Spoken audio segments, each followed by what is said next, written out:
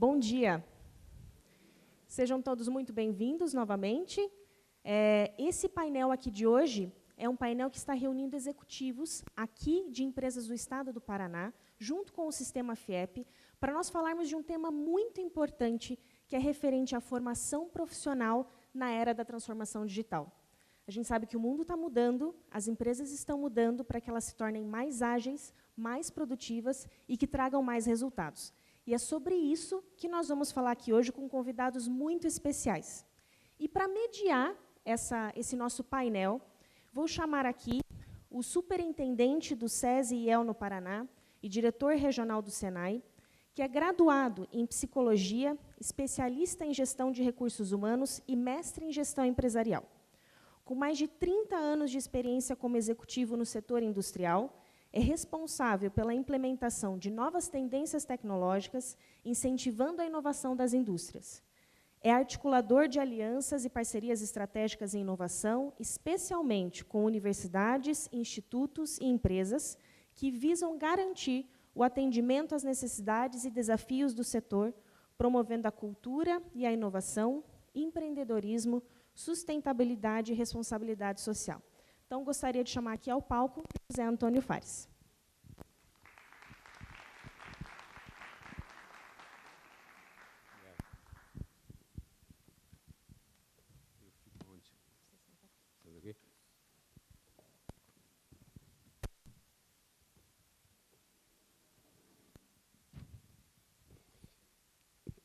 E agora eu faço isso aqui. Tudo bom, gente? Então, eu quero dizer a vocês que esse movimento que nós estamos participando, apoiando, né, junto com a iniciativa da Positivo,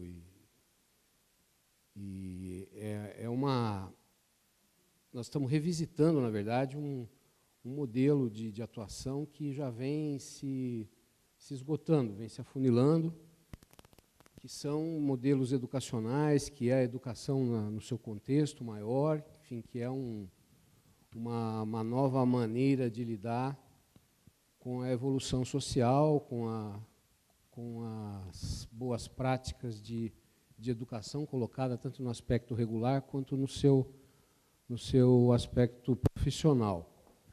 E eu quero dizer que nós estamos um pouco angustiados, inclusive, com esse tema, porque a impressão que dá é que daqui 5, 10 anos, tudo que a gente faz hoje de formação profissional vai acabar. Todas as escolas do SENAI, os laboratórios que fazem cursos de solda, de mecatrônica, de fresa, de prensa, nada. Essa é a impressão que dá, né? Tem toda uma série de contingências aí, mas eu acho que isso é algo que nós estamos estudando, mas e que agora temos um momento para falar com pessoas, profissionais de empresa, de indústrias, que estão vivendo isso e que podem compartilhar conosco as suas angústias, as suas boas práticas, enfim. E eu tenho aqui o privilégio de ser uma espécie de um facilitador aqui, de gente boa, que eu quero chamar, e eu vou começar aqui com o Eduardo Pellegrino Filho, que ele é diretor da Rumo, cargo de vice-presidente de recursos humanos na Rumo, está nessa área há cerca de 22 anos, é engenheiro agrícola pela Unicamp, possui doutorado em tecnologia da informação, o cara está aí, seja bem-vindo.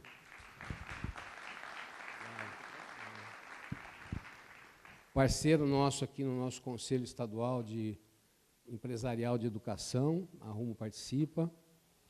Enfim, muito obrigado. Quero chamar também o César Bellinati, que é engenheiro, com mestrado no ITA, MBA em Gestão de Negócios Internacionais, especialista em Gestão de Inovação. Enfim, o homem é o diretor de Pesquisa e Desenvolvimento da Ângelos, que é uma empresa premiadíssima nacionalmente pelas suas iniciativas em inovação. diretamente de Londrina. Obrigado. Tem aqui também conosco o Luciano Brígido.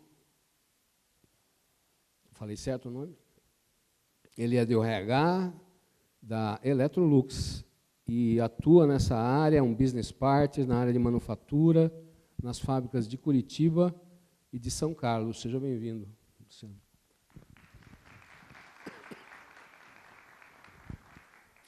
E o Paulo Chiquito, da Aker Solutions, engenheiro líder em inovação e tecnologia, responsável pela área da inovação da Aker, engenheiro mecânico, fazendo MBA agora em inovação. Valeu, meu caro. Você conhece o Marcos Bush? O Marcos Bush trabalhou comigo. Bom, todas as empresas aqui são parceiras, são nossas parceiras em algum momento.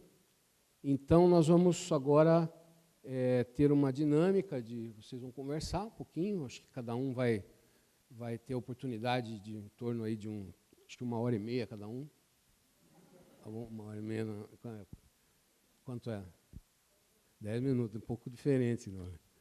Então, em 10 minutos, vocês podem contar para nós um pouco como é que vocês estão vivendo essa experiência da educação dentro das empresas de vocês, qual a influência da inovação nisso tudo, né, e como vocês acham que poderíamos caminhar. Tá bom? Vai por essa mesma ordem, pode ser? Então, vamos lá, Eduardo. Começa comigo já? Isso. Estou na minha 1h30 aqui, então vou colocar. Como ele colocou, eu sou Edu Pellegrina, sou responsável pela área de recursos humanos da Rumo Logística. E a área nossa de trabalho é uma área interessante, porque quando a gente fala hoje em dia em Revolução 4.0, a Revolução Industrial 4.0, para chegar no 4.0 é porque teve o 1, 2, 3, né? Pelo menos na minha matemática rudimentar ensinava algo assim. E a Revolução 1.0, o símbolo da Revolução 1.0, de certa forma, é a origem da empresa onde eu trabalho, que foi a máquina a vapor, a locomotiva. Então, é uma empresa que representa uma dicotomia enorme entre aquilo que a gente vive hoje de Revolução 4.0 e ela, de certa forma, né, a gente tem aí, final do ano, Curitiba, tem o trem do final do ano, natalino, todo mundo para na cidade para ver que a gente banca. É uma máquina a vapor, que foi a Revolução 1.0. Mas, pulando alguns passos da Revolução 3.0 para 4.0, o que ocorreu é que a gente sai de uma Revolução 3.0, que era uma automação dos processos, mas era uma automação burra, mecânica, simplesmente transacional. Então, você substituía algo repetitivo, uma tarefa mecânica ou braçal, ou seja lá o que for, mas que fosse muito, mesmo até mental, mas que fosse muito repetitiva, por uma máquina, né, sem capacidade cognitiva. Na Revolução 4.0 é algo um pouco bastante diferente do que está acontecendo, né? Então, tem essa automação, mas ela é uma automação inteligente. Então, são os carros inteligentes. É o telefone que fala para você onde vai. Vocês já repararam que a gente não decide mais como a gente vai para algum lugar? A gente não consegue entrar num carro, vai para um local que a gente vai todo dia, a gente liga o Waze. Parece que virou algo mecânico, como se colocar um cinto de segurança. A gente entra no carro para dirigir, já liga o Waze, ou liga o Google, ou liga algum outro aplicativo. E a máquina, ou a inteligência da máquina, começa a dizer para você onde você vai ou você deixa de ir, né? Então, a inteligência artificial vem tomando aspectos interessantíssimos no mundo, apesar de que, como eu disse, a gente tem ainda grandes dicotomias, tem trabalhos braçais enormes. Na Rumo, a gente enfrentou algumas dificuldades no início, quando a gente começou a trazer uma certa, vamos dizer assim, inovação na área de conhecimento, na área de desenvolvimento. Nós trouxemos um sistema bastante moderno para auxiliar na parte de desenvolver os colaboradores. os 10 minutos são curtos, mas eu resumindo, a gente sabe muito bem que praticamente 40%, 50% daquilo que os nossos colaboradores fazem hoje não estarão fazendo mais nos próximos 5 ou 10 anos. Então, as tarefas ou funções, 40%, 50%, um número, sei lá, baixo, talvez alguém mais especialista em inovação possa confirmar, mas são tarefas que deixarão de existir. São tarefas que serão realizadas pela máquina, né? Ou pela inteligência cognitiva. E quando a gente trouxe um sistema para tentar agilizar o desenvolvimento do pessoal, a gente cometeu alguns erros, né? Exemplo, uma boa parte da nossa população não sabe mais nem o que é um computador. Nunca acessou e nunca virá acessar um computador, mas já acessa o smartphone. E o smartphone é uma peça com maior potencial do que o computador. Quando eu comecei lá na Unicamp, em 1978, quando eu fiz meu mestrado lá fora, meu doutorado lá fora, o smartphone que eu carrego aqui no bolso é 50 vezes mais poderoso, 100 vezes mais poderoso, ou 1000 vezes mais poderoso, não tenho nem ideia da quantificação do que os computadores que eu usava lá no meu início dos cursos de engenharia, mestrado e doutorado. E essa população já acessa esse smartphone. Então, aquelas técnicas didáticas que nós tínhamos para curso à distância e assim por diante, não funcionam mais. Um exemplo prático, bastante prático aqui, né? Talvez a ideia seja trazer vivências práticas. Os cursos que a gente tem que oferecer não pode ter mais do que 3 ou 4 minutos. Porque ninguém leva mais ou tem saco para ficar num smartphone, a não ser assistindo alguma coisa no Netflix, alguma coisa do tipo à noite, né? Para ficar mais do que 30, 40 minutos, que eram as didáticas dos cursos de ensino à distância anteriores, que eram cursos de 30, 40 minutos, e o indivíduo sentava na frente de um terminal, na frente de um teclado, de um computador, e ficava lá. E a gente notou que isso não funcionava. A própria empresa que fornece esse sistema para nós está bancando uma fundação nos Estados Unidos de mudar conceito. Não se sabe direito qual a resposta. Essa é uma grande verdade, é algo que a gente está vivendo novo. Mas mudar o conceito de didática do ensino à distância, que é o ensino que o indivíduo vai acessar quando ele estiver numa fila do ônibus, quando ele estiver numa fila do banco, quando ele estiver sentado aqui, aguardando o início do evento, 3, 4 minutos, ele faz um curso. Mais ou menos assim que a coisa está funcionando. A gente ainda não sabe muito bem viver com essa nova realidade. Essa é uma grande verdade também. Uma das coisas que a gente trouxe também, que eu vivi, que estou vivendo, como ele disse no início, tenho 1/3 da minha vida profissional, 20 anos da minha vida profissional, praticamente, foram dedicados na área de RH. E eu lembro que lá no início do RH, a gente tinha um número que era padrão mundial, né? E as áreas de RH colocavam isso como benchmark e tal, que era lá um número chamado 40. Então, a empresa tinha que colocar cada colaborador seu para que ele tenha passado durante 40 horas de treinamento durante o ano. Isso era um padrão mundial, lá nos anos 2000, final da década de 90. Isso foi vigente durante um bom tempo.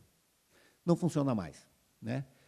Hoje, um número que vem se trabalhando não é esse número 10, 40, 30 horas, mas o número que vem se trabalhando é todo indivíduo deve disponibilizar ou deve usufruir 5% do seu tempo de trabalho ao seu próprio desenvolvimento. Então, vamos lá. 5% do seu tempo de trabalho, não estou falando do seu tempo. Então, se um indivíduo trabalhar 200 horas por mês, ele tem que dedicar 10 horas por mês ao seu autodesenvolvimento.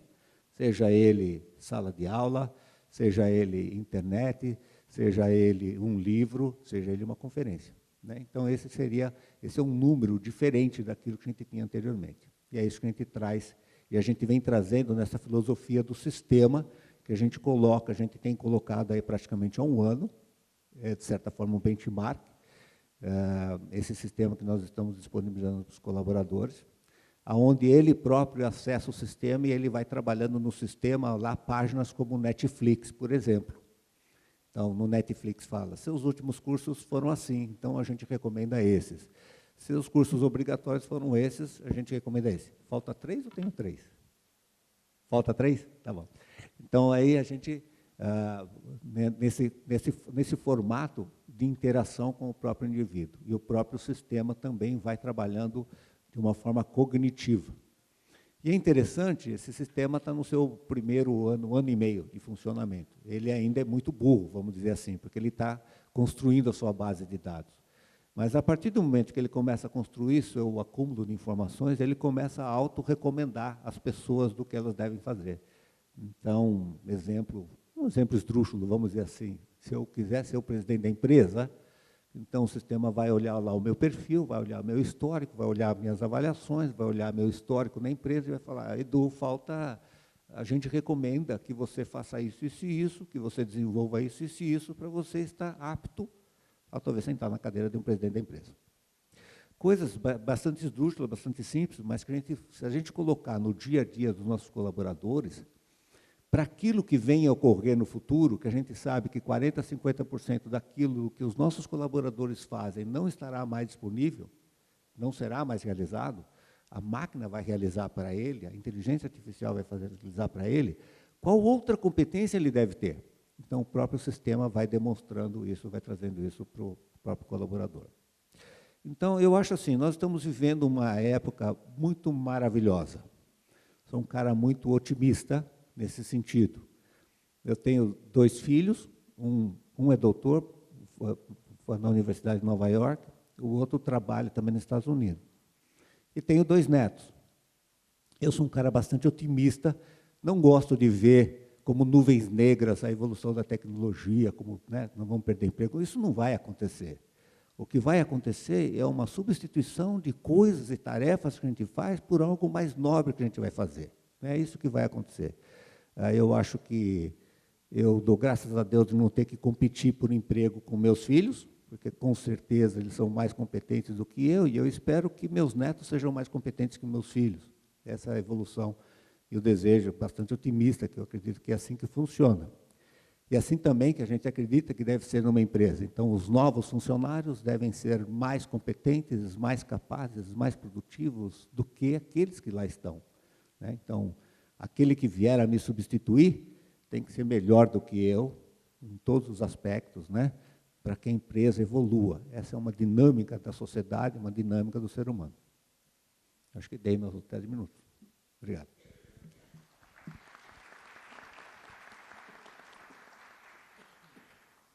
Bom dia, eu sou o César da Anjos. Eu tenho uma apresentação, vou pedir para carregar, acho que tem o passador de slide aí, para a gente me ajudar a explicar para vocês um pouquinho do que é a Anjos e como é que a Anjos foi, na realidade, inserida nesse contexto da indústria 4.0. A Anjos é uma empresa fabricante de medical device. Medical device é dispositivo médico. Nós fabricamos dispositivos médicos para cirurgião dentista. Nós estamos localizados na cidade de Londrina. A Anjos está completando esse ano 25 anos. É uma empresa de médio porte. Nós temos em torno de 100 colaboradores. A nossa missão é gerar sorrisos saudáveis. Então, a gente cria, basicamente uma manufatureira. Então, a gente pega a matéria-prima, processa essa matéria-prima, agrega essa matéria-prima valor e disponibiliza isso para o cirurgião dentista fazer o seu procedimento odontológico. Então, a gente cria, busca soluções que têm algumas propriedades, entre elas biológicas. Aqui, a nossa linha de produtos, são produtos muito específicos, aos quais eu não vou me ater, que não é a nossa pauta. Mas uma coisa importante, e aí que eu vou tentar fazer a minha conexão com a indústria 4.0, é com relação à inovação. A Anjos foi uma indústria que surgiu de uma inovação, ela tem essa inovação no seu DNA, e nesses 25 anos sempre procurou competir, colocando diferenciação dos seus produtos no mercado. A gente acredita verdadeiramente que o nosso maior força, realmente, o nosso maior patrimônio são as pessoas. Independente das evoluções tecnológicas que vêm, elas passam por pessoas. Então, são pessoas fazendo produtos para outras pessoas utilizarem em outras pessoas.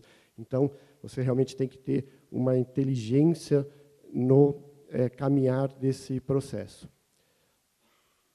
E, falando em inovação, a inovação é um processo que permeia toda a empresa. É errôneo pensar que a inovação está dentro apenas de P&D ou R&D. Ela passa por marketing, produção, vendas, processos, e por tecnologia da informação, onde tem sido fortemente impactada pela indústria 4.0. Bom, nós definimos na Angelus 4 áreas de gestão da inovação. São essas áreas aqui que começam desde a cultura organizacional, passando por equipe, estrutura, prospecção, geração de ideias, portfólios, a questão de propriedade intelectual, conseguir fomento, o próprio desenvolvimento de competências, parcerias, gestão de conhecimento, assuntos regulatórios, design social. É bastante coisa. E para fazer essa grande quantidade de dados, o primeiro impacto da indústria 4.0 é a digitalização e o Big Data. Então, eu peguei aqui 4 softwares dos quais nós utilizamos. Os 2 primeiros que estão na parte superior da tela são softwares de gestão para artigo científico e propriedade intelectual. A gente usa o Orbit e o PetSnap. Por detrás deles tem uma inteligência artificial que nos auxilia na busca para saber aonde eu posso ter oportunidade de proteger uma tecnologia, onde eu estou infringindo uma tecnologia já determinada. E os 2 de baixo, o Fluig é um software de gestão interna, e o Tableau é o que a gente chama de Discover Data. É um software que me ajuda a extrair tudo que eu consigo inserir dentro do sistema via ERP, via Fluig, via PetSnap e outras ferramentas, e consigo fazer análise. O que eu digo lá na Angelus atualmente é o seguinte: a gente tem que parar de olhar planilha e começar a olhar gráfico, principalmente em relação a tendências. Bom, aqui alguns resultados que a gente teve de inovação. Como foi falado, a Angelus é uma empresa que ganhou vários prêmios, inclusive esse ano, mas eu queria me atentar a algumas coisas interessantes. Bom, nós estamos hoje localizados em 86 países, fortemente Estados Unidos, Europa e Japão. E aí, com o Japão, quando a gente lançou um produto no Japão, foi quando a gente teve o primeiro impacto com a indústria 4.0, que para nós foi uma surpresa muito grande, no lançamento de um produto nosso no Japão. Tem um videozinho bem rapidinho aqui, que mostra como é que foi o... Aqui.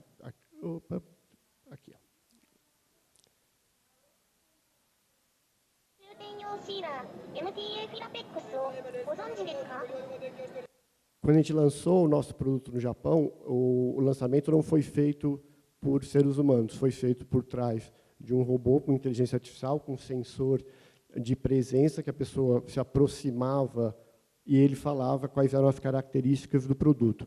É logicamente que, nesse ponto, a Angelus era uma cliente de uma tecnologia, mas já nos impactou, né? O fato de a gente ir para um país de alta tecnologia e, de repente, não ter uma pessoa oferecendo no instante o nosso produto, mas sim um robô, já mostrou que alguma coisa estava diferente.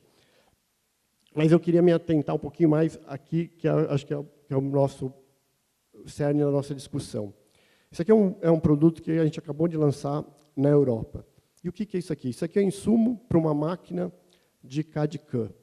Um procedimento que era feito para o dentista da seguinte forma: ele pegava uma massa, tirava uma moldagem, mandava para o protético, o protético fazia uma fundição em cera perdida, obtinha um modelo, voltava para o dentista colocava esse modelo na boca e terminava o procedimento. Já tem alternativas que não precisa mais nada disso. É digitalização, é odontologia digital. O cirurgião dentista vai na boca, escaneia, ele pega esse dado escaneado, joga no software, que tem um vídeo, enquanto eu vou falando, ele vai demonstrando. Ele joga esse dado num software, mexe nesse software, obtém o modelo, e esse modelo ele coloca na boca. Então, qual que é o primeiro impacto? O cirurgião dentista, que só utilizava e conhecia a parte de operação, de repente ele tem que se deparar de usar um software, aprender a mexer com o dado digital, aprender a mexer com um hardware, que nesse caso é uma fresadora, que até alguns anos atrás isso não existia. E qual que é o impacto para nós, indústria, que fornecemos o material para ele fazer a usinagem? A gente também não tem o conhecimento do software e o conhecimento do procedimento. Então, foi muito interessante esse produto. A gente acabou de lançar na França com um parceiro, Nós, quanto empresa, tivemos que adquirir esse conhecimento de software da qual a gente está ainda buscando. Na realidade, quem conseguiu entender melhor foi o parceiro. Esse produto, ele praticamente não vende no Brasil, ele vende na Europa. E aqui no Brasil, nós estamos começando a entender esse conhecimento para quê? Para treinar o cliente. Porque aqui, veja bem, eu estou indo da manufatura, uma empresa que pega apenas manufatura, do serviço final. Porque o que eu quero lá ao final das contas é que tenha um procedimento para o meu cliente, que é o paciente, né, vai receber com menos tempo um produto customizado, porque o concorrente desse produto não é um produto disponível de forma customizada. E o cirurgião dentista, ele ganha tempo, ele não tem que mandar para o laboratório. Ele faz um negócio que a gente chama de ShareSite. Ele tem o equipamento de digitalização e o equipamento de processamento do lado da cadeira dele. Mas isso aqui é uma revolução. Começa a mexer nas competências que esse profissional tem que ter. Agora, esse profissional, ele não tem essa competência quando ele chegou lá. Esse profissional, por exemplo, que fez esse vídeo, ele teve que contratar alguém, esse cirurgião dentista, que entendesse desse software para que ele pudesse fazer. Mas é de se pensar que no futuro próximo, essas pessoas já adquiram esse conhecimento lá na sua formação. Então é bem bacana, né? A gente pensar, putz, como é que a indústria 4.0 conseguiu alcançar uma empresa de Londrina. Então nós já estamos inseridos, né? Como empresa manufatureira, o nosso cliente já está vivendo essa realidade de utilizar essa questão da digitalização e customização de um produto no procedimento cirúrgico. O que eu tinha para apresentar era isso, aí depois, durante nosso bate-papo, a gente troca maiores detalhes, maiores informações. Obrigado.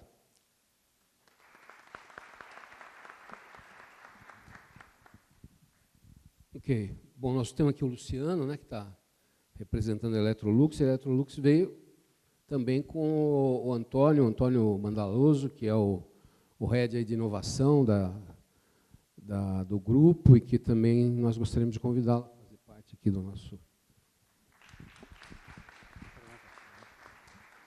Nós vamos fazer aqui um bem bolado, né, Antônio? Um bem bolado. Então, primeira parte com você. Toca lá. Vamos fazer um jogral aí. É bom que vem dois, tem 20 minutos daí, Giovana, não? Não. Vamos lá. Bom dia a todos. A gente vem falar de educação, e aí vem um cara de Digital Industrial Operations, Faros. O que esse cara vem fazer aqui para falar de educação? Bom, eu vou contar um pouco da história que a gente vem trabalhando aqui na Electrolux, uma história que começou há 1 ano e meio atrás, mais ou menos, e ele fala um pouco justamente sobre isso, né? Digital Transformation, a gente entende na Electrolux que a gente só faz transformação digital através de pessoas e para pessoas. Então, a indústria 4.0 ela está aí, né? Envolvendo pessoas e tem tudo a ver com pessoas. Quando nós começamos essa jornada, em fevereiro de 2018, entendemos o que era a indústria 4.0, fizemos um evento na empresa, contamos com o apoio aqui do pessoal do FIEP, nos ajudando, né? Como é que era, como é que acontecia tudo isso. Foi um evento, uma semana, que nós colocamos as principais lideranças da empresa, né? Os nossos vice-presidentes, com as principais lideranças, entendendo o que é a indústria 4.0, como é que a gente faz, como é que a gente enfrenta esse mundo. Né? Durante uma semana, chamamos todo mundo aqui e explicamos para eles como é que tudo isso funcionava. A partir daí, uma semana depois, beleza, já sabemos o que é a indústria 4.0, vamos fazer projeto. Então, pessoal, engenharia de manufatura, vamos fazer projeto, né, de indústria 4.0. Escolhemos uma máquina, vamos fazer um digital twin, como é que a gente coleta dados? É fácil. Coloco sensores, coleto dados e levo isso para a nuvem e começo a trabalhar com esses dados. Beleza. O pessoal da engenharia falou, gente, até coletar o dado eu sei, mas o que eu faço com isso? Né? Vou mandar para a nuvem? Não sei, vou chamar os caras da TI. TI, como é que faz esse negócio? E aí, os caras da TI chegaram para nós e falaram, não sei. Tá, mas não é TI, mandar o dado para a nuvem, trabalhar os dados e melhorar o processo, não é com vocês? Não sabemos como é que faz isso, não é nossa praia. E aí nós identificamos que nós tínhamos que voltar para a escola.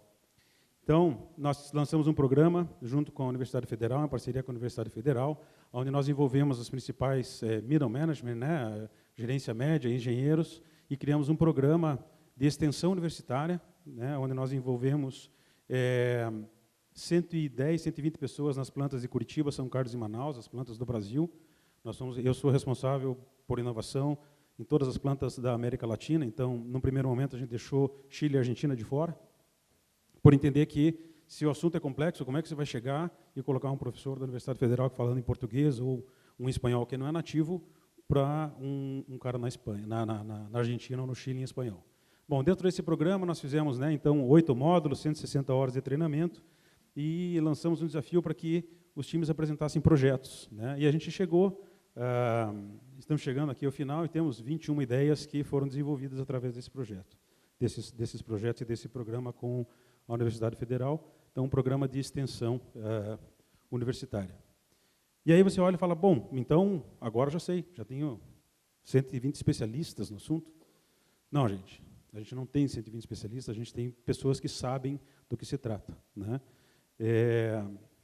E aí, Paulo, a gente estava comentando há pouco, né, que de repente na Alemanha, nos outros países na Europa, talvez possa estar muito mais evoluído. A gente começa a desenvolver projetos aqui, que eu converso com meus pares na Europa sobre esses projetos, como é que a gente avança, né, e eles também não sabem. Então, quando a gente olha e acha que a Europa está muito mais evoluída, né, que os outros países estão muito mais evoluídos, muitas vezes a gente acaba se deparando com os mesmos problemas e com as mesmas dificuldades. Enfim, essa jornada continua, né, e nós temos que levar essa ideia de transformação digital para nossos lideranças da planta e para todos os nossos operadores. Então, nós criamos aqui alguns programas também, né, um deles aqui, um programa online do Senai, que a gente tem utilizado e tem dado um resultado muito bacana. O pessoal tem entendido um pouco como é que é essa questão da indústria 4.0 e como é que isso funciona, mas eu vou deixar para o Luciano contar um pouco mais sobre o que a gente chama de Digital Workforce com o pessoal de chão de fábrica e os programas que a gente tem também. Um outro ponto que eu queria comentar, né, que a gente está trabalhando, então, os programas que a gente criou, né, desde a área de Plant Manager até a gerência, né, nós criamos um programa chamado Digital Innovation Journey, que foi esse programa com a Universidade Federal, e os programas que o Luciano vai falar do Digital Workforce, que envolve chão de fábrica. E na Europa a gente tem um evento, uma iniciativa piloto chamada, né, Electrolux Innovation Factory, onde a gente envolve e está disponível para todas as pessoas do grupo, e não só da empresa da Electrolux, como também para o meio externo, e é uma tentativa da gente entender como é que a gente avança e evolui na questão de educação e na questão de aprender mais como inovar, né? Então, o Innovation Factory é um acelerador de novos projetos, né? Um espaço onde a gente pode colaborar, aprender, criar. Um espaço da empresa que nós utilizamos lá numa das fábricas, um espaço que a gente tinha. Está aberto para todos os funcionários, podem utilizar, e lá terão suporte com metodologia, tem espaço para cocriar, prototipar, enfim. E dentro desse espaço, né, no ano passado, como piloto, a gente conseguiu avançar com alguns projetos, com startups, né, tivemos algumas iniciativas internas, passamos com treinamento, educação, 5 campanhas de Open Innovation, 21 workshops, mais de 650 pessoas do grupo, né, passaram por lá, mais de 1.500 pessoas passaram pelo nosso Innovation Factory. É um piloto que tem se mostrado bastante eficaz nessa linha de educação e de ensinar e aprender um pouco sobre esse mundo de inovação. Né? Luciano, deixo contigo agora, você fala um pouco do que a gente tem feito nas plantas aqui no Brasil. Obrigado, Antônio. Bom, me deem a liberdade também de ficar circulando pelo palco aqui, que eu fico mais à vontade também, tá? Pessoal, então, falando especificamente sobre o que nós temos feito lá, aqui na fábrica Curitiba, que nós temos pertinho daqui, quem conhece, pertinho da Ponte Estaiada, nós temos uma fábrica aqui com aproximadamente 1.800 colaboradores blue collars, que nós chamamos, que são os operadores de linha de produção, né?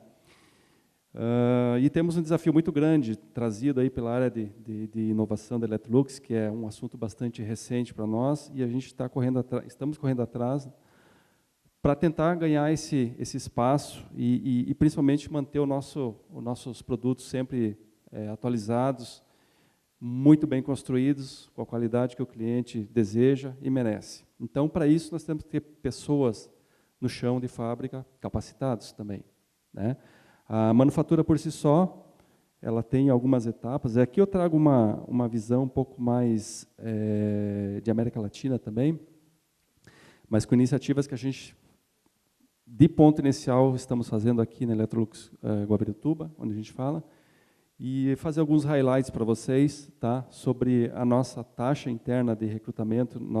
Assim, a gente privilegia os nossos colaboradores internos em todas as áreas. Então, para o pessoal de white collars, pessoal administrativo, né?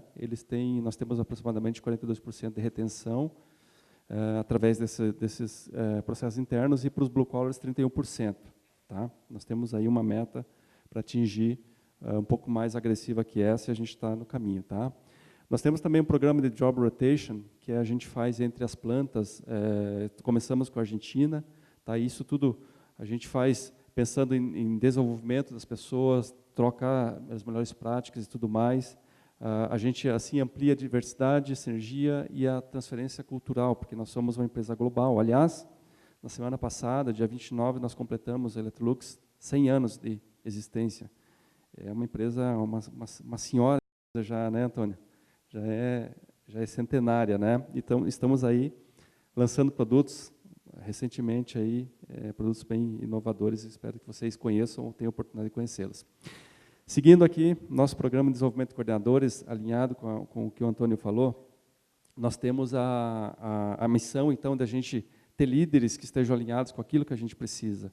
Esse programa a gente desenvolveu desde 2009, na verdade, e no ano passado a gente deu uma virada nele.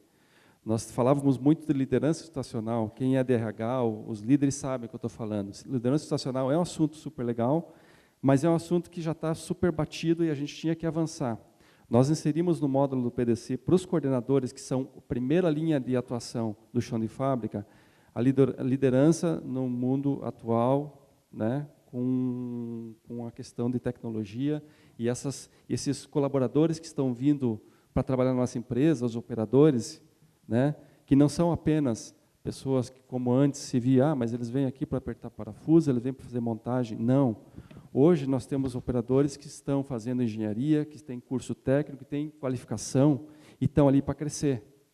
Então nós temos que ter gestores para recebê-los. A gente não pode ter gestores que sejam, em teoria, apenas respeitados pelo cargo, eu estou aqui, eu mando. Não. Então a gente começou a trabalhar também a questão de ownership, de ser proprietário, né, da área, os gestores, e influência e confiança. Então, essa é uma bem interessante. Tá? Bom, aqui sobre a questão de Talent Review, nosso plano de sucessão, a gente é muito forte com isso lá também. Esse programa aqui do meio, pessoal, Talent Pool, é o nosso programa mais forte, e eu acho que faz um link muito grande aqui com o que a gente está falando. Esse Talent Pool é um programa que nós temos para desenvolver os operadores de chão de fábrica, né? Então nós começamos ele em 2017 e a gente faz uma espécie de a gente faz reuniões mensais. Primeiro a gente seleciona eles com um processo seletivo, a gente diz para eles o que é o programa, eles se inscrevem, a gente seleciona e eles participam ao longo de um ano e 4 meses mais ou menos, de um desenvolvimento específico e direcionado para eles. Lá a gente faz a avaliação deles, a avaliação que a gente chama avaliação interna, que é o PAP, não sei se eles conhecem, uma ferramenta muito parecida com o Caliper, para quem é DRH conhece, e a gente faz essa avaliação com eles e faz o desenvolvimento desses operadores para dizer aonde você quer chegar, a carreira Y, você quer ir para gestão, você quer ir para a área de especialista, né? E a gente consegue, aí está conseguindo trabalhar já, fechamos em 2018 com 29 que participaram. Nós tivemos 60% deles que tiveram uma nova qualificação, né, dentro da empresa, concorreram a vagas e se qualificaram e conseguiram, e os outros estão continuando, e agora, nesse ano, nós estamos com 35. Né, esse programa está bem forte, 35 colaboradores, esse programa está bem forte aqui, e é super assim, muito bem visto lá na fábrica, porque os operadores sabem que eles têm a oportunidade de crescimento lá. E nós fazemos todo esse vínculo com a indústria 4.0. De que forma? Dizendo para eles que não adianta você achar que aqui na Electrolux, quando você vê os robôs na fábrica, automação e tudo mais, que você vai estar perdendo seu posto de trabalho. Eles costumam dizer, quando chega o pessoal de automação, eles falam, pronto, agora sim, né? Aqui tinha dois postos, agora não vai ter mais. Nós estamos falando para eles exatamente assim, esse tipo de situação você vai encontrar aqui na Electrolux, você vai encontrar em todas as empresas que estão antenadas e estão ligadas em termos de automação, digitalização e processos ligados à indústria 4.0. Então, se você vai ter dificuldade aqui dentro para manter o teu emprego, você vai ter dificuldade para lá fora conseguir o teu emprego. Nós estamos nessa onda e não é só uma exclusividade nossa. Então, a gente está mostrando isso para eles, dentre outros assuntos. Me diga do tempo aí, tá? Tá bom? É um programa super legal que a gente tem lá, que está dando um super evolução dos nossos operadores lá, tá? Nós temos também um programa de internship, que a gente tem lá de estágio na Electrolux, voltado para trainee, né? Então, nós trabalhamos, já estamos na segunda rodada desse programa, e eu falo assim que a gente está aqui entre a cruz e a espada, para nós que somos de recursos humanos, né, e espero que tenha mais gente aqui, entre a cruz e a espada. Quando a gente faz um excelente processo seletivo, nós tendemos a contratar, né, desde que a gente contrate bem, pessoas muito qualificadas. E nós fizemos um processo que trouxemos 6 estagiários para cá. Dos 6, 2 estão indo para a Europa para fazer mestrado lá. Então, por isso que eu digo que a gente está entre a cruz e a espada. Você contrata bem porque são os melhores, e porque eles são os melhores, aí é difícil você reter. E aqui entra uma coisa super importante. Como reter esses profissionais, esses antenados? A Electrolux, acho que as outras empresas têm esse grande dilema, né? É tudo muito rápido, é o celular, é toda essa inovação que está acontecendo, né? Vamos lá, tem mais 2 slides rapidinho, tá? Aqui falando sobre treinamento especificamente, nós temos uma escola de operações aqui, aqui no Guabirotuba. Nós já tivemos, o ano passado, 21 mil horas de treinamento, de capacitação para os nossos operadores, principalmente porque a escola de operações é de manufatura, tá? Nós, resumidamente, fazemos parcerias no Brasil, Argentina, aí, com escolas, com universidades, tudo mais, para trazer para os funcionários este tipo de visão também. Nós temos que bombardear, literalmente, os nossos murais, mas, obviamente, respeitando uma questão não pode ser tudo ao mesmo tempo, senão também muita informação as pessoas se perdem, mas mostrar para eles, olha, lá vem a indústria 4.0, olha, nós temos um curso de automação, nós temos um curso de pneumática, etc., etc., relacionados à indústria, né? CLP, aliás, né? Então, aqui, resumidamente, são os nossos programas que nós temos aí, ou toda a parte de qualificação, quando a gente fala em upskilling, né, de qualificação, é um panorama geral que a gente tem feito aí, tá? E aí, pessoal, aqui também em São Carlos, a gente fez uma turma de mecatrônica também, tá?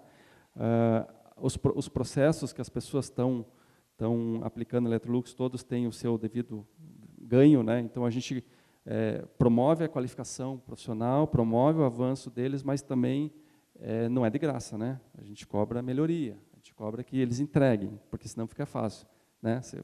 Você capacita, você promove, mas e daí? O que tem a contrapartida? Ali tem era um vídeo, mas ele ficou muito pesado para a apresentação, não vai dar para rodar aqui, mas mostrava sobre as melhorias de processo que a gente cobra dos funcionários. Então, tem as 2 mãos, tá? Esse aqui, pessoal, é o último slide, praticamente, tá? É só para dizer mais ou menos que a nossa highway, a nossa rodovia, né, de aprendizado, a nossa trilha de aprendizado. A gente tem o programa Talent Pool, que eu comentei antes. Nós temos o programa de Pessoas Criam Futuro, que são as nossas core competencies na Electrolux. Tá? Nós temos o programa de aprendizagem industrial, aliás, esse programa é uma super parceria aqui com a FIEP. Nós abrimos uma turma especial, uma turma com 10 aprendizes nossos, que estão se capacitando para serem os nossos eletricistas de manutenção, eletroeletrônica e de manutenção, de automação, que a gente está com falta de mão de obra nesse segmento. Então, a gente, encontrando esse problema, nós estamos desenvolvendo uma turma para daqui a 2 anos nós começar a coletarmos os frutos disso. Agora, é o que eu falei, a gente vai desenvolver eles, daqui a 2 anos nós vamos ter 10 aprendizes, vamos dizer, capacitados, nós vamos ter que reter eles, porque a indústria vai olhar para eles forte. Então, olha a dificuldade que é. Cursos mecatrônica, robótica, automação, a escola de operações que eu falei para vocês, fazendo uma breve menção ao circuito virtual DHS, de saúde, segurança e meio ambiente. Eles colocam um óculos virtual e os nossos operadores vão lá, uma realidade 3D, vão lá e simulam um ambiente, e eles têm uma pontuação para fazer aquilo, enfim, é bem legal. Tá? Isso aí é a imersão na indústria, então, 4.0.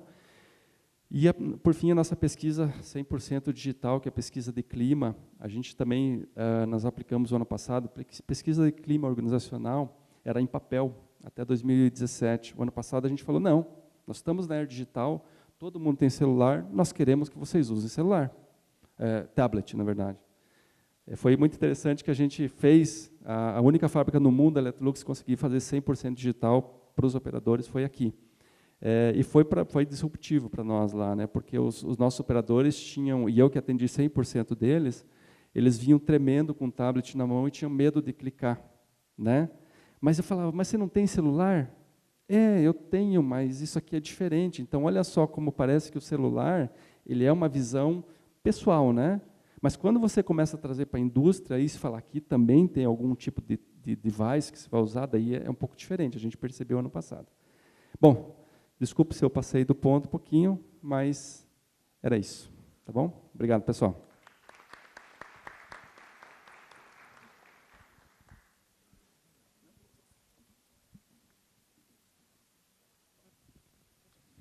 Bom, pessoal, agora eu sou o último da vez aqui. Meu nome é Paulo Chiquito, tá? Alguns de vocês aí eu já vejo que já conheço de vista. E eu falo pela Aker Solutions aqui hoje. Eu gostaria só de fazer uma enquete, porque eu já sei qual que é o resultado.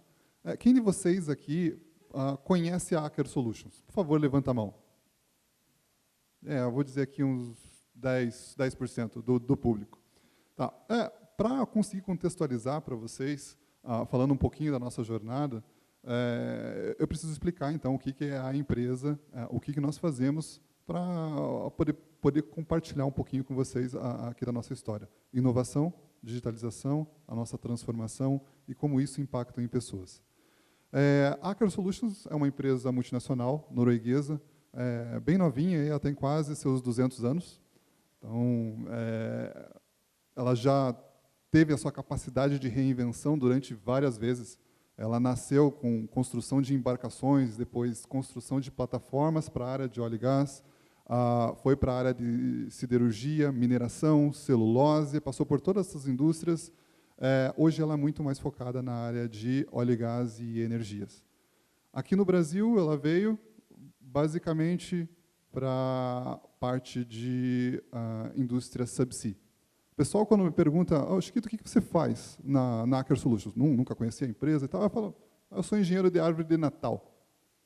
Poxa, árvore de Natal, quer dizer, então, o mercado de final de ano lá com o Papai Noel e tal, eu estou precisando de alguém tão especializado já para construir uma árvore de Natal? Não é essa árvore de Natal que eu estou comentando. A árvore de Natal é um equipamento submarino, é um grande equipamento, pesado, alto, envolve grande tecnologia, que a gente coloca a 3.000 metros de profundidade, por exemplo, para exploração de petróleo e gás. Então, é um dos equipamentos da empresa e está localizado aqui, em São José dos Pinhais. Né? E a nossa história, então, ela vem com uma empresa com capacidade de reinvenção. E como eu pude exemplificar um dos nossos produtos, oferecemos serviços dentro dessa área também, é uma empresa de altíssima tecnologia, tá? Extremamente específica, que entrega para grandes clientes. Quando a gente está falando nisso, então, é nítido ver que nós, por ter um produto de alta tecnologia e capacidade de reinvenção, é uma empresa que tem inovação no seu DNA. Por quê? Veja, vocês já viram alguma árvore de Natal, pessoalmente, na sua frente? Provavelmente não. Tá? E me surpreenderia se alguém de vocês já tivesse visto e conseguisse ter visto 2 árvores de natais de projetos diferentes. Porque, sim, a empresa ela trabalha por projetos. A máxima tiragem, quantidade de equipamentos iguais que a Aker Solutions do Brasil já produziu foram 60, para vocês terem ideia. Então, nós temos um projeto novo atrás de outro novo, que necessitam de requisitos diferentes, um atrás do outro. A cada novo projeto é um desafio, porque nós temos que inserir mais tecnologia, nós temos que ser mais competitivos, como o mundo tem mudado, os nossos clientes também mudam na demanda que é pedido para a nossa empresa. Além disso, o que aconteceu há algum tempo atrás? Que a gente está saindo agora. Nós tivemos uma crise política dentro da indústria nacional, nós tivemos uma crise do petróleo mundial. O que aconteceu com essa indústria do óleo e gás? Era uma indústria muito grande, extremamente lucrativa, e que agora ela busca justamente redução de custos, aumento de produtividade, para se manter viável dentro do mercado. Isso levou um desafio extra, por exemplo, a Aker Solutions. Ela começou a trabalhar em busca de redução de custos. Como fazer isso? A área de óleo e gás é extremamente fechada. Nós não tínhamos muito contatos com startups, o que outras empresas estão fazendo. Era um mundo completamente à parte. Então, a gente começou a se abrir, entender o que está acontecendo no automotivo, o que está acontecendo linha branca, o que está acontecendo aeroespacial, o que está acontecendo em outros segmentos. Poxa, a gente começou a entender, nós, como indústria de óleo e gás, dentro de processos internos, mesmo produzindo equipamentos de alta tecnologia, nós estamos extremamente atrasados. Então, foi um momento de percepção da própria empresa e da necessidade de uma nova mudança. Então, dentro dessa percepção, a empresa inteira ela foi reorganizada, reestruturada hierarquicamente, tentando deixar de ser mais verticalizada, colocando sendo mais horizontal possível. E, a partir daí, a gente criou alguns departamentos que não existiam. Por exemplo, o Departamento de Inovação e Tecnologia. Tá? O pessoal perguntando, tem gente que ainda pergunta dentro da empresa, pô, mas o que esse bicho da inovação está fazendo aqui? A gente estava muito acostumado com R&D, né? Pesquisa e desenvolvimento por si só, mas a inovação, a gestão da inovação e como ela deve ser transversal dentro da empresa, assim como o meu colega César mostrou, através de slides, que ele tem essa transversal dentro da empresa dele, foi o que a gente implantou dentro da empresa, pegando RH, pegando finanças, pegando supply chain, inclusive os nossos fornecedores. Bom, criamos esse departamento. E o que nós temos que fazer? Primeira coisa, a gente visualizou cultura. O pessoal estava acostumado a trabalhar da maneira que vinha trabalhando já há alguns anos, durante muito tempo aqui no Brasil, eu diria em torno de 15 anos. Então, você já tinha uma cultura estabelecida, eu sei fazer projetos, é assim que funciona. Então, dentro da nossa estratégia, a primeira coisa a ser trabalhada pelo Departamento de Inovação e Tecnologia era a cultura de inovação. Não adianta, por exemplo, eu colocar uma máquina de impressão 3D para componentes metálicos na manufatura, eu inserir uma tecnologia excelente. Porém, eu tenho profissionais capacitados a usar esse equipamento. Hoje eu tenho tornos, equipamentos de usinagem que fazem a manufatura. Sim, eu tenho, e eles vão ser substituídos. Como é que eu vou fazer com todo o meu ativo existente dentro da minha empresa?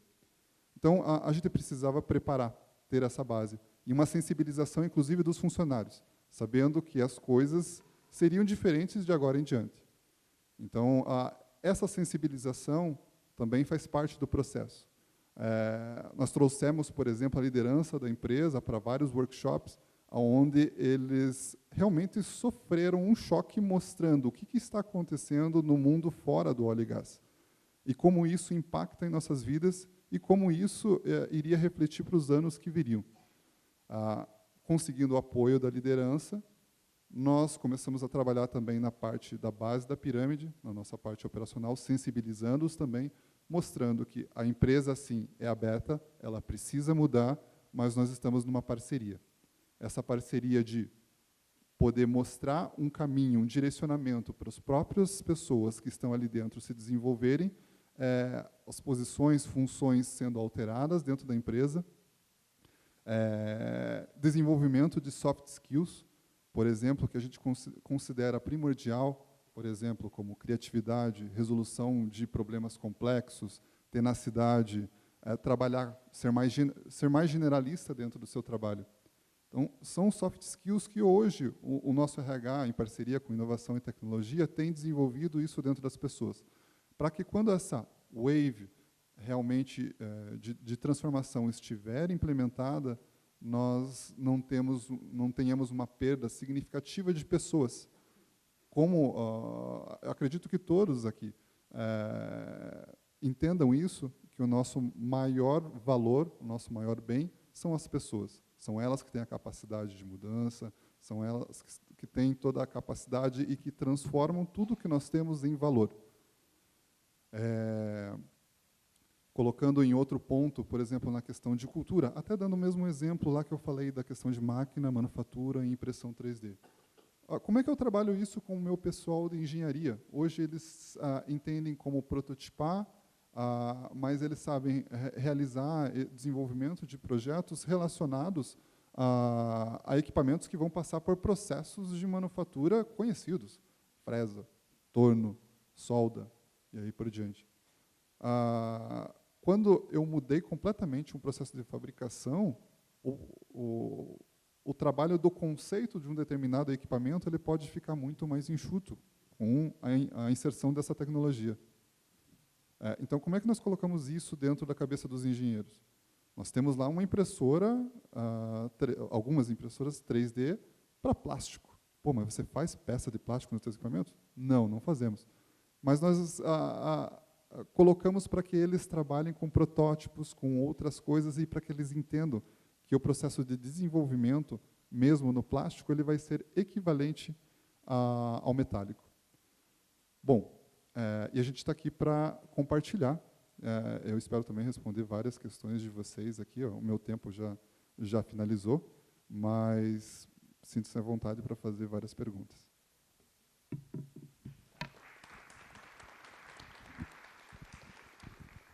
Bom, nós tivemos aqui alguns posicionamentos, né, de tentar sair das 40 horas e ser mais flexível no processo de desenvolvimento e autodesenvolvimento, indo para uma experiência de globalização e de como uma empresa de médio porte consegue atingir esse mercado com efetividade.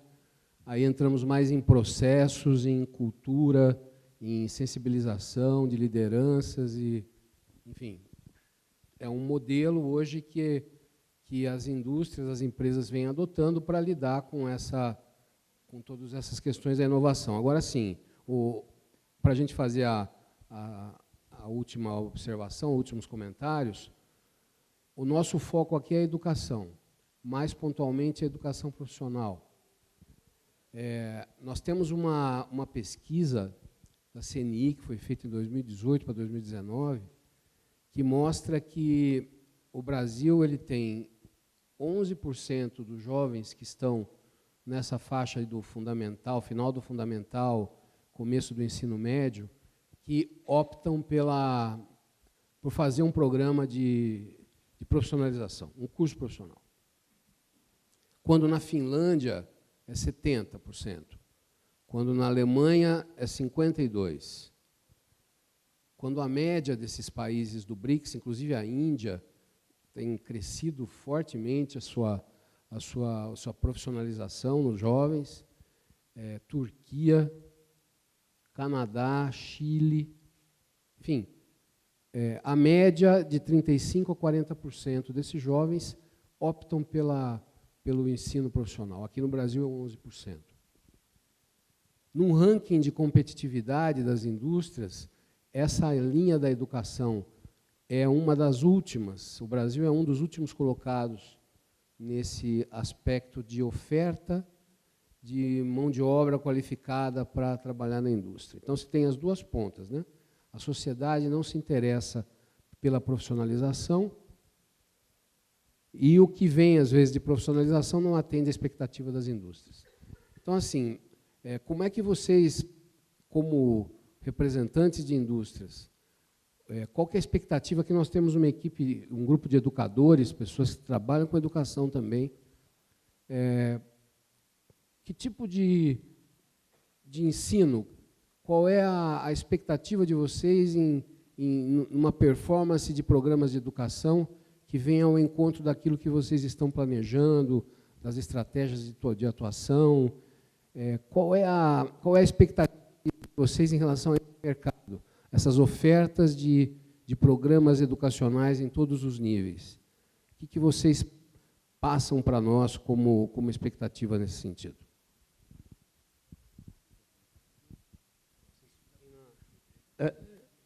Bem bacana essa pergunta, que a gente, nos últimos anos, por ser um produto muito específico, os produtos que a Ângelos produz, a gente sentiu a necessidade de fazer um programa que a gente está chamando de Universidade Ângelos. E qual que é o modelo? A gente entende o modelo participativo. Levar esses cursos para ter um determinado momento dentro da empresa, seja na parte técnica, que é na parte do desenvolvimento, ou seja na parte de pós-graduação, que é na parte da utilização desse produto. Mas a gente percebe, até pelo dinamismo e pela multidisciplinaridade, né? Eu, por exemplo, tenho como formação engenheiro de materiais, mas quem vai usar o meu produto é um cirurgião dentista. Para que ele tenha a completa noção de como utilizar, é necessário que ele tenha um momento. Eu fiz, durante esses últimos anos na empresa, um curso interno de odontologia. A gente levou professor de odontologia para capacitar engenheiros e químicos o que era a doença e como tratá-la. Então, essa interação e essa troca, eu acho que é fundamental. E, para nós, isso é tão importante que a gente acaba chamando isso de um programa de Universidade Ângelos, que a gente começou esse ano numa forma mais tímida, e a gente pretende fazer isso de uma forma mais sistemática a partir de 2020 e 2021, fazendo parte da grade, principalmente dos cursos de pós-graduação. Uma coisa bem interessante lá na Electrolux que a gente fez para atender justamente essa necessidade, até então, nós estamos em 2019, estamos em setembro já, nós não tínhamos uma especialista em treinamento na empresa. Nós contratamos uma especialista, uma coordenadora de treinamento, que ela é corporativa, né, ou seja, Latinoamérica, e ela já está trazendo umas visões bem interessantes sobre esse painel, digamos assim, de o que nós temos que fazer para atender essa demanda de mercado e estarmos preparados para desenvolver os nossos profissionais, né? E eu estive falando ocasionalmente hoje com ela sobre uma iniciativa que a gente está fazendo lá, também com os coordenadores, diferente de tudo que a gente já fez. Nós estamos indo direto no campo, né? Então o projeto está começando agora, para ter essa percepção. E não adianta a gente vir com programas e programa de Indústria 4.0 e treinamento disso, treinamento daquilo, como eu falei antes, sem com que também a gente não faça a pergunta: o que vocês precisam aqui?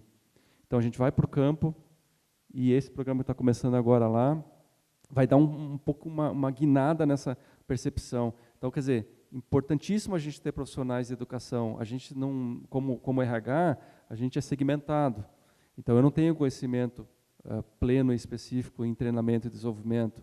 Trouxemos uma pessoa para fazer isso. Isso é super importante. Então, acho que, inclusive, isso pode ser um campo bem interessante para os profissionais de educação, que, às vezes, então, não sendo o caso, mas as empresas estão começando a ter essa visão um pouco mais ampla pela capacitação dos profissionais. Não é simplesmente ter uma equipe de treinamento, desenvolvimento e pronto.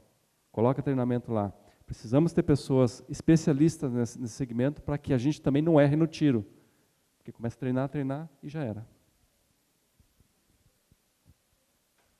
A gente olhar para o futuro e tentar imaginar qual vai ser o profissional do futuro é uma dificuldade grande. A gente já consegue olhar um pouco para frente e ter uma noção.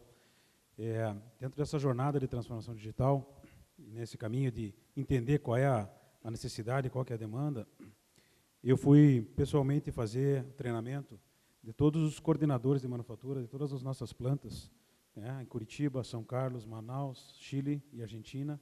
Foram mais de 300 pessoas treinadas no conceito, de transformação digital. falando sobre a fábrica do futuro, para entender qual é a necessidade, como é que esses líderes das nossas plantas se comportam, para a gente pensar no próximo passo. O fato de estar junto com todos eles para entender qual é a necessidade, como é que a gente pode olhar um pouco mais para frente, né, e dar um passo de cada vez.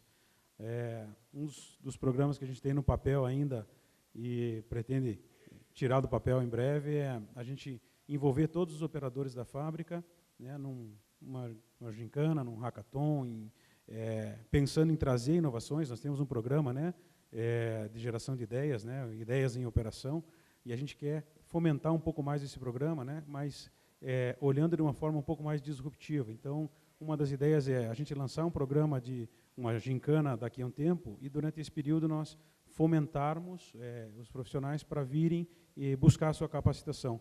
Então, a empresa vai disponibilizar cursos no contraturno para que aqueles profissionais que tiverem interesse, aqueles funcionários que tiverem interesse, busquem, né, se capacitem para que possam participar de uma gincana lá para frente. Então, esse é um rascunho, está na ideia ainda, mas eu começo a ver que já faz todo sentido, né, para a gente trazer e aproximar mais esse chão de fábrica, nessa linha que o Luciano falou. A gente está mudando a fábrica, vai ter um robô trabalhando contigo, mas como é que você ajuda a melhorar, deixar o processo mais eficiente? Porque o robô faz a tua atividade rotineira, mas a atividade de criatividade, de como olhar e fazer o robô trabalhar cada vez melhor, a gente depende das pessoas que estão lá no dia a dia.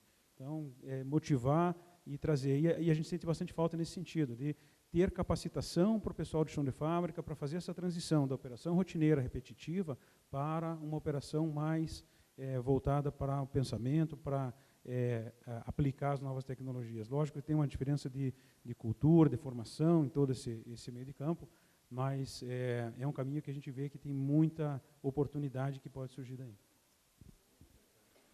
A resposta exata, agora tendo a visão da Aker Solutions, nós não sabemos exatamente qual vai ser o profissional do futuro.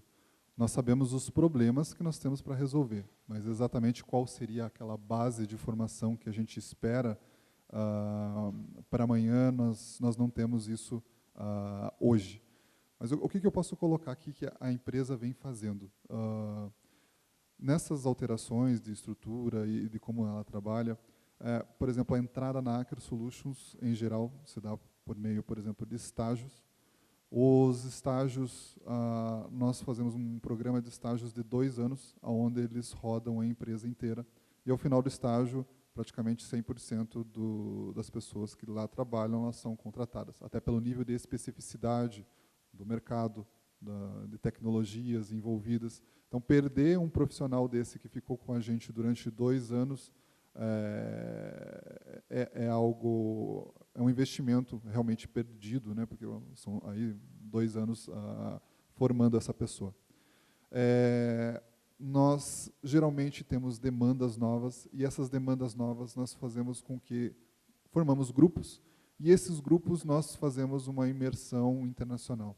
Nessa imersão internacional levamos para a Noruega, levamos para a Malásia, UK, outras unidades que nós já temos de desenvolvimento de tecnologias que sejam semelhantes, que vão ser implementadas ou implantadas no Brasil. Para a formação desses profissionais, eles são trazidos novamente para o Brasil e formam como a disseminação. Algo de sucesso que a gente colocou, foi para o desenvolvimento dos nossos sistemas de controle submarinos. Há 3 anos atrás, nós não tínhamos uma equipe de sistemas de controle submarinos. Hoje a gente tem uma das mais importantes plantas e de desenvolvimento de sistemas de controle submarinos do mundo. Nós, pelo que nós conseguimos trazer e desenvolver dentro do Brasil, nós fomos obrigados a fechar a nossa unidade de UK, porque ela era muito menos competitiva do que o Brasil. Agora, colocando isso junto na academia, o que pode ser feito? Eu acredito que a questão de interação, de você conseguir compartilhar os nossos problemas com a academia, isso já é um primeiro passo, mas nós verificamos também que a velocidade de resposta das academias, elas são um pouco lenta para desenvolver o que a indústria precisa para agora.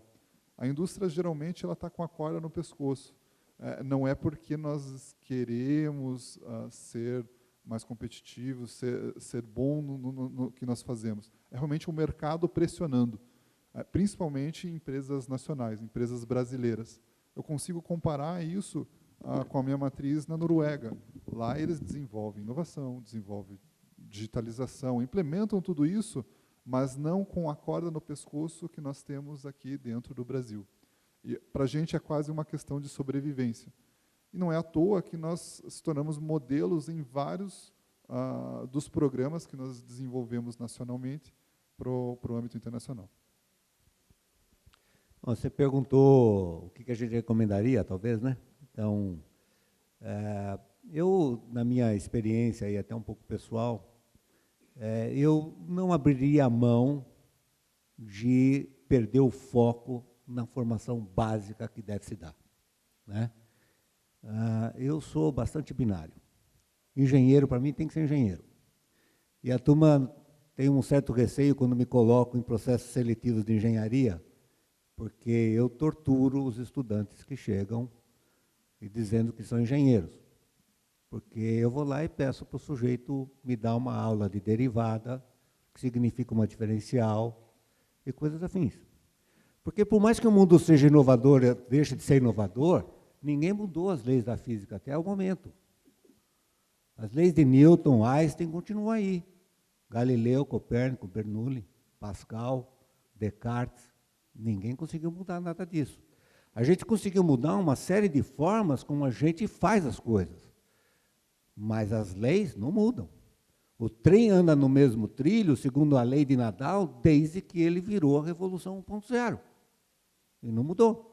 Hoje a locomotiva tem computador de bordo, tem uma série de coisas, mas as leis da física, que mantêm o trilho, mantêm o trem em cima do trilho, não mudaram.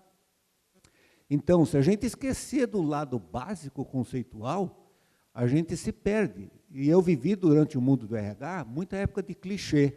Eu sou um bastante discordante dos RHs da vida, né? Brigo muito com os próprios RHs e a turma tem receio de me convidar para congresso porque eu sou muito antagônico com os próprios meus colegas do RH.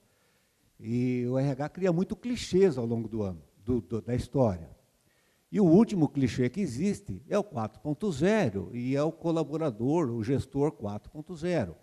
Tá bom, então o gestor 4.0 tem que ser multidisciplinar. Cuidado! É uma verdade, a gente precisa ser multidisciplinar. Então eu tenho que saber lidar com pessoas, tenho que saber as outras áreas, mas eu não posso perder a essência do meu foco, do meu conhecimento básico. Eu tenho que ser um cara que seja adaptável. São 4 competências que dão aí, que a turma fala do 4.0. Né? O multidisciplinar, eu tenho que ser adaptável, perfeito. Então, eu tenho que saber trabalhar com vários ambientes paradoxais, assim por diante, ótimo. Eu preciso ter um senso hoje de priorização, talvez uma das coisas que a gente possa ajudar a população, a geração, os profissionais, é como que ele prioriza as coisas que ele está fazendo. Diante de um mundo, de um volume de informações, onde o Google já quase faz um papel de Deus, porque ele responde a todas as perguntas, bem ou mal, certo ou errado. Você entra lá e ele responde, né? Então, diante de um mundo onde você tem tecnologia resolvendo, informação enxurrada, como é que eu priorizo aquilo que é importante para a minha área? Como é que eu transformo informação em resultado para a empresa? Na Rumo, nós trabalhamos num ambiente talvez um pouco adverso daquilo que o Brasil vai passar um momento melhor, um momento Brasil atual. Nós investimos 8 bilhões de reais nos últimos 4, 5 anos em CAPEX, em melhoria. Vamos investir mais 37 bilhões de reais nos próximos 10 anos, dá mais de 3 bilhões e meio por ano de investimento em compra de equipamento, expansão, tecnologia, assim por diante. Precisa, como o colega disse, precisa gente para operar isso tudo.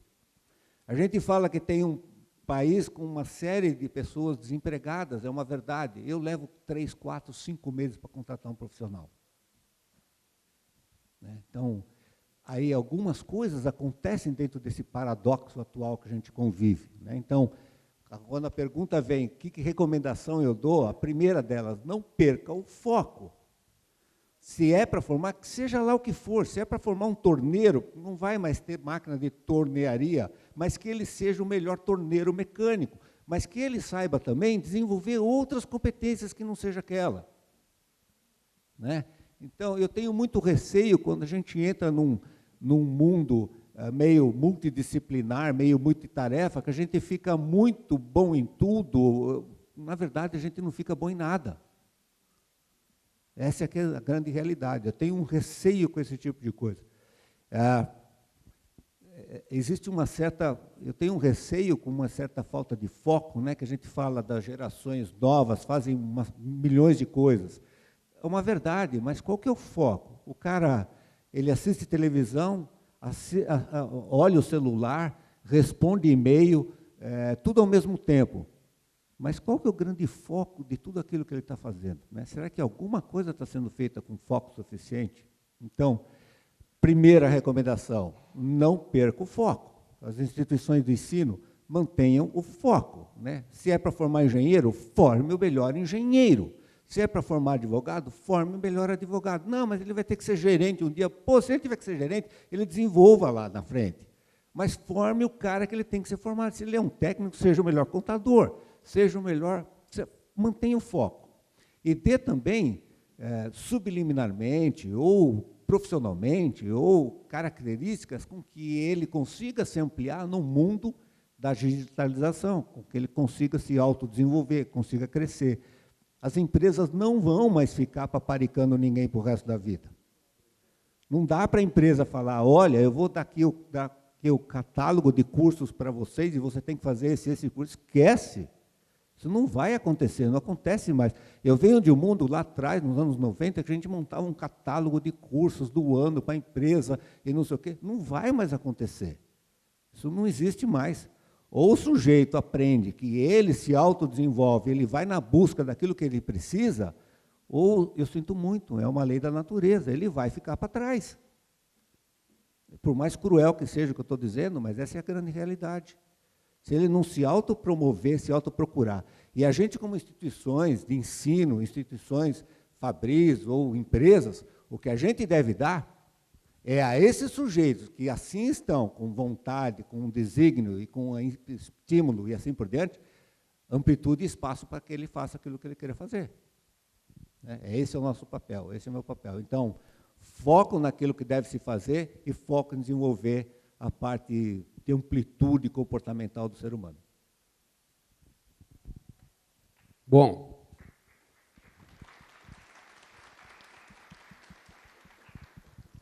muito obrigado. Obrigado por compartilharem. Obrigado a vocês por interagirem aqui conosco. Mantenham o foco. Vamos almoçar agora, que é o nosso foco, né? Obrigado, gente. Valeu aí. Um abraço. Obrigado.